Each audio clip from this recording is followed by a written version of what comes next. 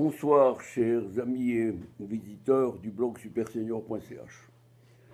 En cette période de vacances, en France surtout, ce qui m'étonne personnellement, et peut-être ce qui étonne d'autres amis, c'est cette espèce de torpeur qui entoure les causes de la destruction de la toiture de Notre-Dame de Paris. En effet, ce drame a provoqué de nombreuses réactions, des textes, des avis de spécialistes. Mais ce qui est étonnant, c'est ce mutisme observé dans la presse aux ordres. Et la presse aux ordres, vous savez très bien, c'est cette presse que tient M. Macron à travers ses amis sponsors, ceux qui l'ont installé sur le trône. Eh bien, ce mutisme doit certainement cacher quelque chose, parce que ce n'est pas l'ADN qu'on aurait trouvé sur un mégot ou sur des mégots qui va nous conduire à la piste de ceux qui ont détruit en partie le monument le plus sacré de Paris. Non, ce n'est pas ça. Il y a quelque chose, et ce quelque chose, c'est caché par le pouvoir. Et tant qu'il y a quelque chose de caché, je vous avoue que mes amis et moi, nous n'allons pas nous taire, nous allons chercher, nous avons le temps. Nous voulons savoir pourquoi cette cathédrale et sa toiture s'est enflammée si rapidement. J'ai lu dans le magazine que je vous propose, dans ce magazine Chrétien Magazine, un petit article avec l'avis d'un pompier.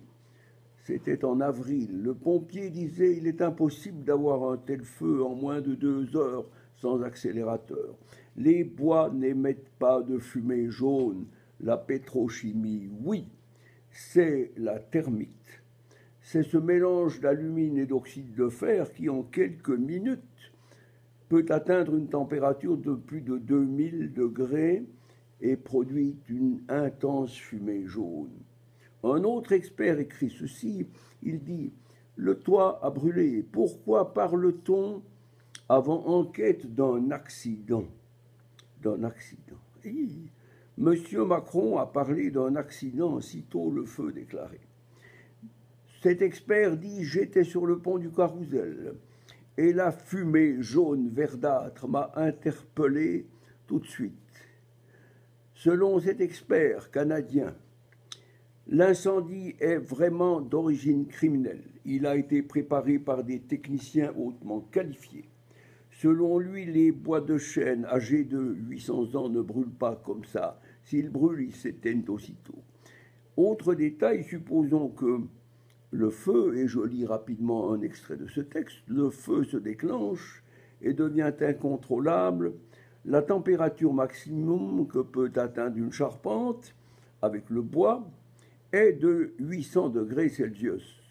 Or, les 800 degrés ne suffisent pas à faire fondre la flèche qui est constituée en fer, la flèche de Viollet-le-Duc.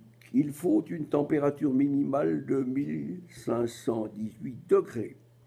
Mais quel est ce phénomène qui a permis à ce que la structure fonde et se plie en flammes?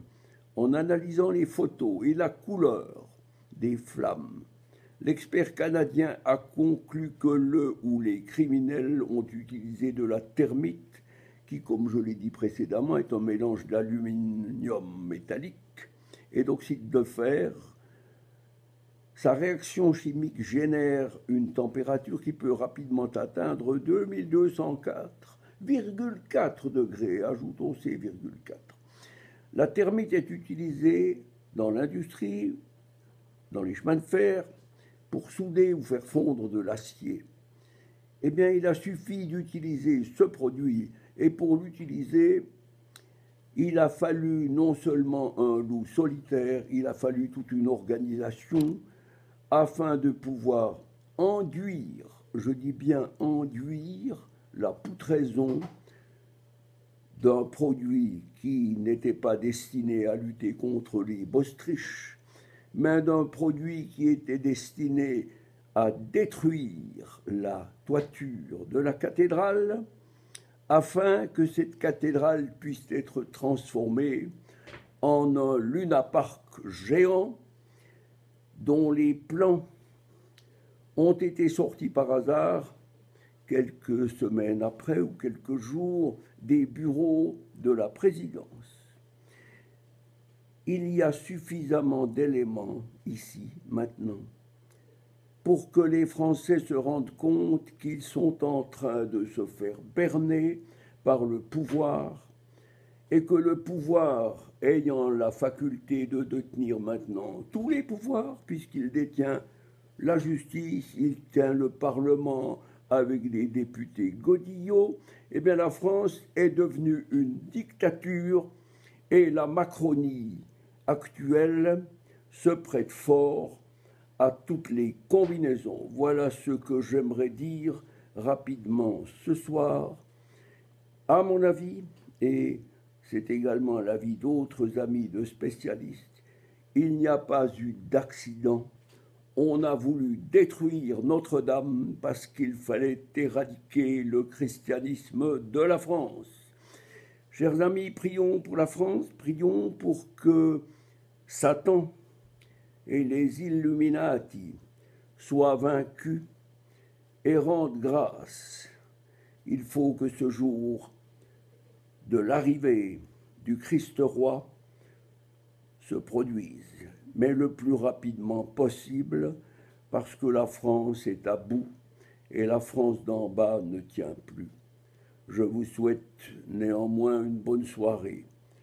Merci de votre attention et prions pour ce pauvre pays, aux mains d'autres forces que je viens de vous décrire.